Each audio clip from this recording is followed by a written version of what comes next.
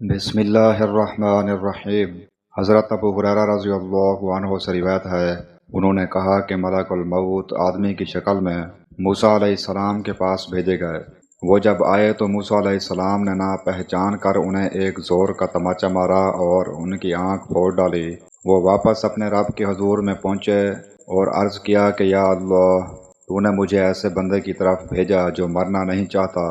اللہ تعالیٰ نے ان کی آنکھ پہلے کی طرح کر دی اور فرمایا کہ دوبارہ جا اور ان سے کہے کہ آپ اپنا ہاتھ ایک بیل کی پیٹھ پر رکھیے اور پیٹھ کے جتنے بال آپ کے ہاتھ تلے آ جائیں ان کے ہر بال کے بدلے 1 سال کی زندگی دی جاتی ہے۔ موسیٰ علیہ السلام تک جب اللہ تعالیٰ کا یہ پیغام پہنچا تو آپ نے کہا کہ اے اللہ، پھر کیا ہوگا؟ اللہ تعالیٰ نے فرمایا کہ پھر بھی موت آنی ہے۔ موسیٰ علیہ السلام بولے تو ابھی کیوں نہ آ جائے؟ پھر انہوں نے اللہ سے دعا کی کہ انہیں ایک پتھر کی مار پر عرض مقدس سے قریب کر دیا جائے۔ ابو ہریرہ رضی اللہ عنہ نے بیان کیا کہ نبی کریم صلی اللہ علیہ وسلم نے فرمایا کہ اگر میں وہاں ہوتا تو تمہیں ان کی قبر دکھاتا کہ لال ٹیلے کے پاس راستے کے قریب ہے۔ صحیح بخاری حدیث نمبر 1339۔ حضرت انس رضی اللہ عنہ سے روایت ہے کہ نبی کریم صلی اللہ علیہ وسلم نے فرمایا کہ آدمی جب قبر میں رکھا جاتا ہے اور دفن کر کے اس کے لوگ باغ پیٹھ موڑ کر رخصت ہوتے ہیں تو وہ ان کے جوتوں کی آواز سنتا ہے۔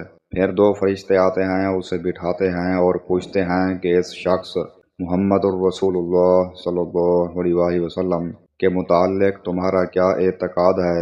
وہ جواب دیتا ہے کہ میں گواہی دیتا ہوں کہ وہ اللہ کے بندے اور اس کے رسول ہیں۔